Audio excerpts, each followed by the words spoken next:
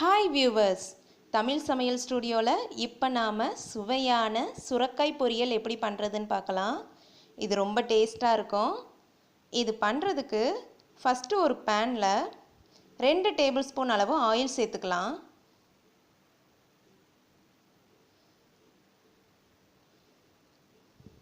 எண்ணெய் சூடான உடனே இதுல 1/4 டீஸ்பூன் கடுகு சேர்த்துக்கலாம். கடுகு வெடிச்ச உடனே 1/2 டேபிள்ஸ்பூன் சீரகம் சேர்த்துக்கலாம். கொஞ்சமா கருவேப்பிலை, ஒரு பெரிய வெங்காயத்தை சின்ன சின்னதா கட் பண்ணி வச்சிருக்கேன், அதையும் சேர்த்துக்கலாம். சேர்த்துட்டு எல்லாத்தையும் நல்லா மிக்ஸ் பண்ணி விடுங்க. இப்போ இந்த வெங்காயத்தை 2 மினிட்ஸ் நல்லா வேக விடலாம். இப்போ பாருங்க, வெங்காயம் இந்த ஸ்டேஜ் வெந்ததுக்கு அப்புறமா இதில் 1/4 கப் பாசி பருப்பை சுத்தம் பண்ணி வச்சுருக்கேன், அதையும் சேர்த்துக்கலாம்.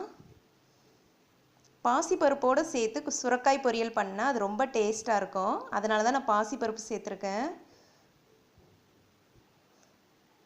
நல்லா மிக்ஸ் பண்ணிவிட்டு இதை 1 மினிட் நல்லா வேக விடுங்க. இப்போ பாருங்கள், இந்த மாதிரி வெந்ததுக்கு அப்புறமா இதில் 1/4 டீஸ்பூன் மஞ்சள் தூள், 1 டேபிள்ஸ்பூன் மிளகாய்த்தூள், 1/2 டீஸ்பூன் கரம் மசாலா, 3ஐயும் சேர்த்துட்டு நல்லா மிக்ஸ் பண்ணிக்கலாம்.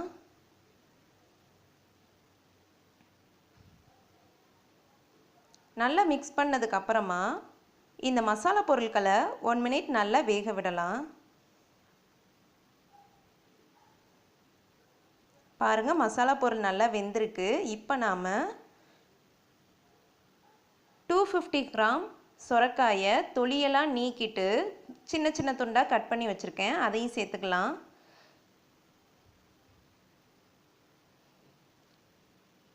பொரியலுக்கு தேவையான அளவு உப்பு சேர்த்துக்கலாம். சேர்த்துட்டு எல்லாத்தையும் நல்லா மிக்ஸ் பண்ணிக்கலாம். இப்போ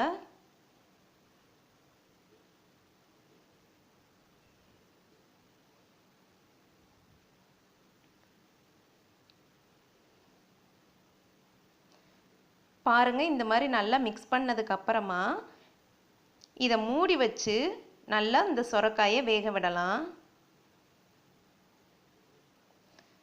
2 மினிட்ஸ்க்கு ஒருக்கா ஓப்பன் பண்ணி கிளறி விட்டுக்கோங்க, இல்லாட்டி அடி பிடிச்சிரும்.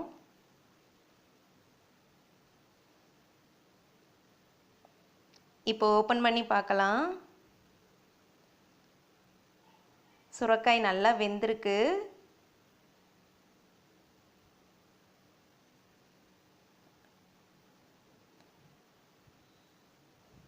இப்போ இதில் கடைசியாக கொஞ்சமாக துருவின தேங்காய் சேர்த்துக்கலாம். சேர்த்துட்டு நல்லா மிக்ஸ் பண்ணிக்கலாம்.